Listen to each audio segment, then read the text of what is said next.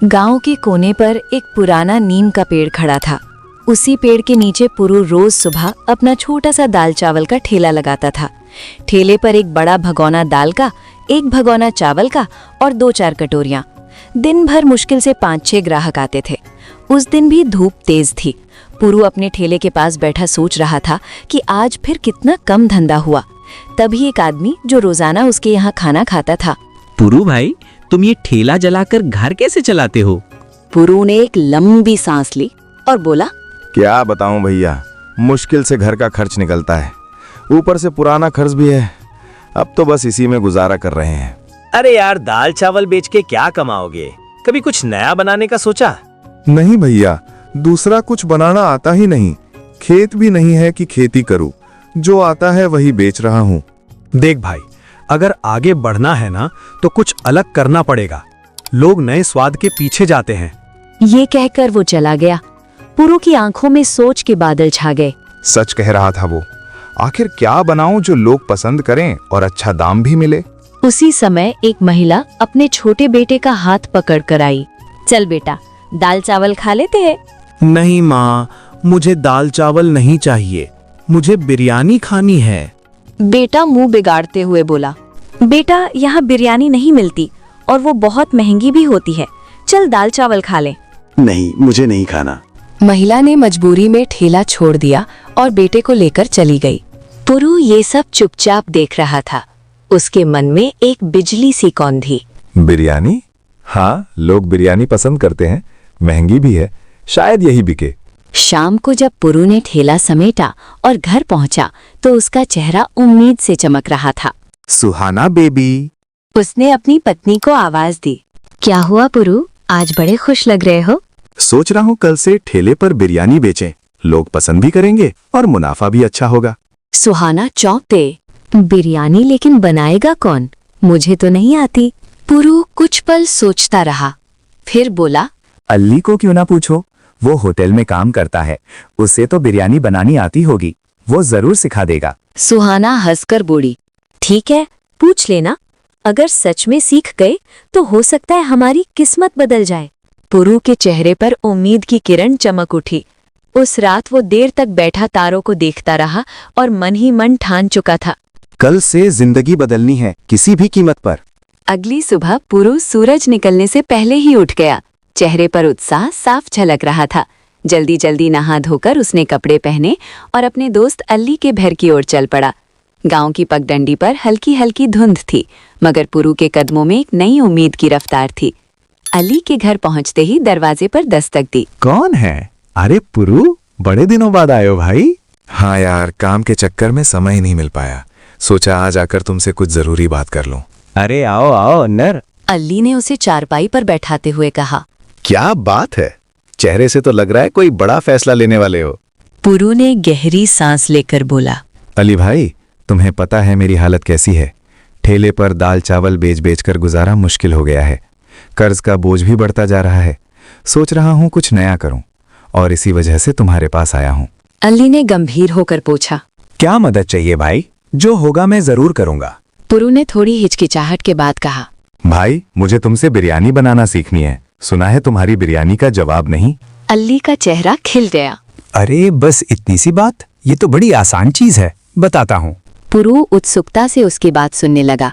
अली बोला, सबसे पहले बताओ, मटन की बिरयानी बनाओगे या चिकन की? गांव में लोग मटन ज्यादा पसंद करते हैं। ठीक है। अली ने हाथ से इशारा करते हुए समझाना शुरू किया।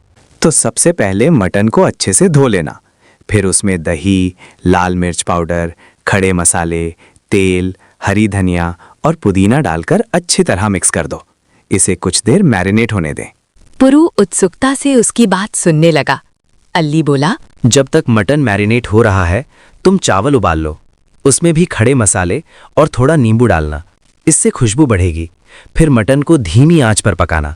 करीब 90% पक जाए तब उसके ऊपर चावल डालकर ढक दो। फिर 30 मिनट दम लगाना और तैयार। पुरु उत्साह से बोला, अरे भाई, ये तो सच में आसान है, बस सही तरीके से पकाना होगा। हाँ, आसान है, लेकिन याद रखना, दम और धीमी आंच ही असली स्वाद लाती है। अगर ये सीख गए तो यकीन मानो लोग उंगलियां चाटेंगे। पुरु की आंखों में चमक आ गई। बस भाई, अब ठान लिया है, मटन बिरयानी का ठेला लगाऊंगा। उम्मीद है कुछ कमाई हो जाएगी। तुम मेहनती हो पुरु, यकीन मानो तेरा ठेला गांव में मशहूर होगा। शुक्रिया भाई, तुमने हिम्मत दी। अब चलता हूँ, कल की तैयारी करनी है। घर लौटकर पुरु ने कमला को सब बताया। सुहाना मुस्कुराई। अच्छा हुआ अली ने बता दिया। कल देखते हैं लोग पसंद करते हैं या नहीं। लेकिन दाम क्या रखोगे?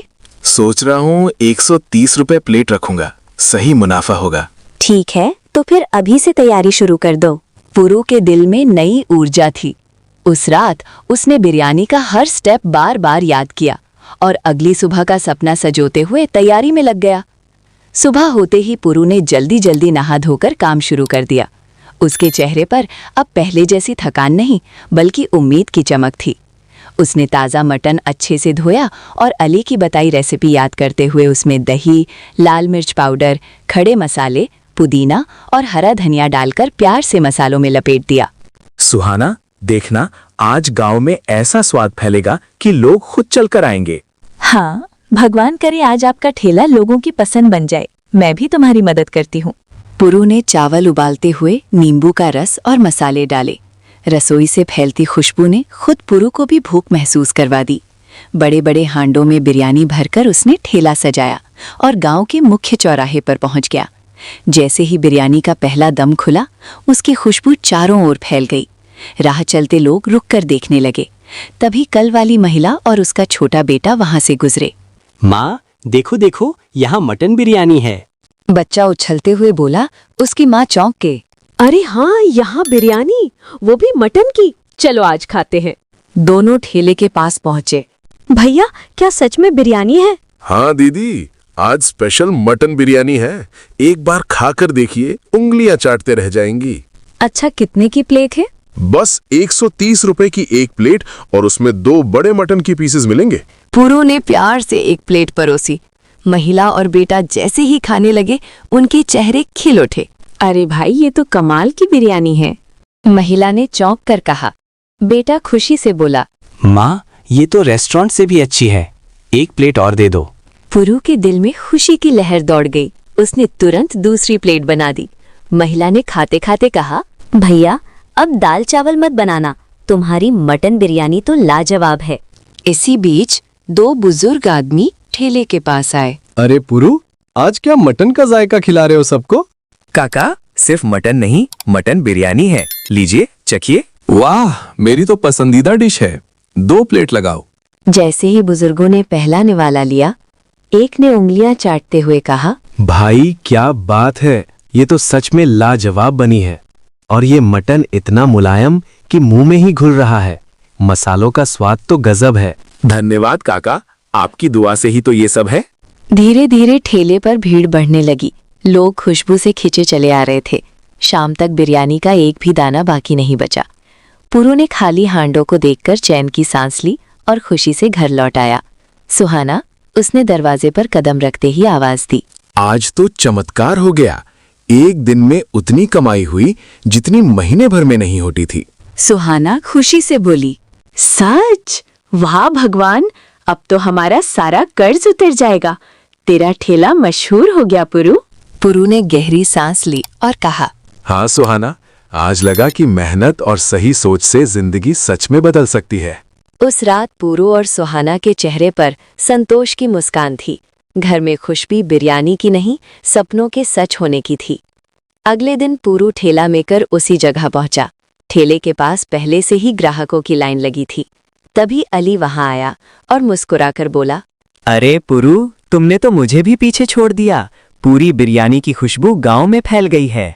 अरे यार, पहले खुद खा तो लो, फिर बताना कैसी है।